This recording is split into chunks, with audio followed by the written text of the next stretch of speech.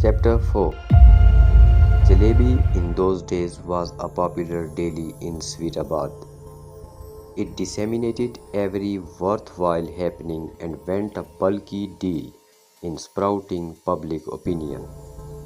Despite the heavy reliance on social media platforms, the sane of the city preferred to access it for the credibility of prevalent hypes. The word jalebi actually meant the process of baking reality by boiling events in the cauldron of confusions. Public always liked its smooth way of bringing home the far-flung ideas by twisting and retwisting every fact. In other words, a plain fact was considered akin to untruth if it didn't drive the public to actions. As Jalebi always promoted the hushed vices, it had got credibility. Namakpara's pouch of news reached the desk of Jalebi, got wings, and flew to every nook and cranny of Sweetabad. There Golgappa, having relished a full night of dreamy sleep, found the freshness of yesterday's fragrance still surrounding him. He was in a jolly air after many days of retardedness. He decided to go out into the street and pay a visit to some of his neighborhood friends. He enlisted 5 shops on Golden Street where his friends would be happy to see him. Home of Taste, Delighting Bites, Heaven of Crumbs, Bakes and Buns, and Sweets and Snacks. He must visit these 5 at least and kill his time till afternoon 2 on the city clock. At Home of Taste, the owner of the shop, the servants in white-hand gloves, and his lazy friends on trays were stunned to see him before them, and they laughed and sneered on his arrival. "Loo, here comes the sucked orange. Shoo him away. Allow him not to enter." At Delighting Bites, before he could cross the threshold to enter, the gushes of disdain pushed him out. "Go away, nasty. You are a stain on all the members of our tribe." At Heaven of Crumbs, when he extended his hand to shake, a resentful, nauseating glare choked him to utter even a word of enquiry. Turning to Bakes and Buns and Sweets and Snacks, he met with the similar jeering eyes of candies, pastries, patties, fritters, cupcakes, milk cakes, barfi, and balushahi. Golgappa was absolutely inside out on this sudden change in treatment by the ones who were close to his heart. The whole Sweetabad seemed swinging before his eyes. When strangers ignore, it's worthwhile, but when the near and dear ones do so, it hurts.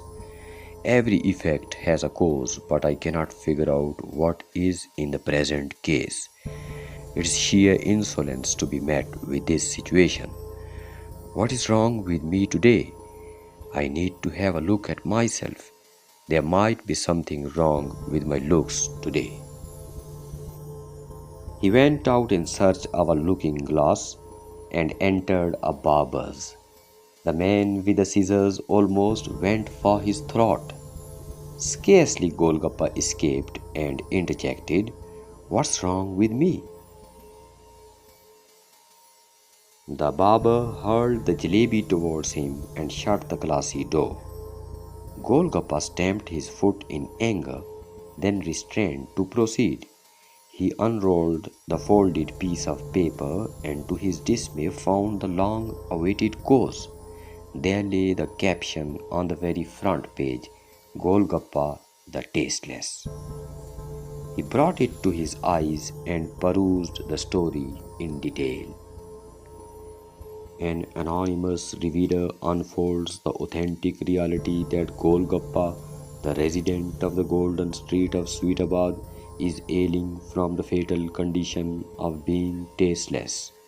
The loss of flavors and deficiency of vitamin S, the life spirit of sugar, has compelled him to be in self-imposed house arrest. His residing in his house is worth appreciating, for the contagiousness of the malady can ruin the whole of Sweetabad. Despite the applying of these responsible measures, the ignominy that he has caused to the name of Sweetabad is an intolerable stain. The Central ought to label him unacceptable in Sweetabad, lest things should turn further grave. The credible status of Jalebi, the high name in journalism, barred him from attempting to sue the report in the court. I must act sagaciously. I need to think. He hurried back home and locked himself from the inside. How to deal? How to deal with it? Was the only burning question. He was restless to ferret out any solution. Who can be this anonymous revealer? How can one be so cruel to stain the honor of a gentleman? And can this Jalebi, the last word in the name of journalism, be that much responsible? Well, I don't the hell care about these accusations, but what will Chum Chum think of me if this accusation on my status reaches her? I fear it might not reach her till now. Well, I need to wait till 2 when she returns and steps on the bricks of the street. I shall put special effort to raise her to eternity, away from this fake world, and prove to her the falsity of this rumor. With a glimmer of hope in his wide-opened eyes, synchronized with the eye of the window, he kept waiting for the hour of entering into eternity. How happy he had been prior to this revelation, but now he was perplexed to the extent he had never been so in his life. Hours kept crawling by, and finally the moment arrived when he noticed the hum of the bus at the far corner. With his full force, he exerted his beams on the will of Chum Chum to get on the drive to ethereal lightness, but to no avail. What is this? Why is the magic of my eyes failing today? Why is she not being influenced? Why don't my beams show their effect? Did she read the dusky accusation in her library where Jalebi must be paying visits daily? Or is it really the loss of taste in me? Am I really distasteful? Was it not a rumor but a reality I myself was unaware of? What is this? What's this? O goddess of Semolina, I am helpless. Come to my rescue, please come to my rescue. He didn't enter the world of timelessness. He didn't turn into a peahen. He didn't scramble with the companion she was merged into before.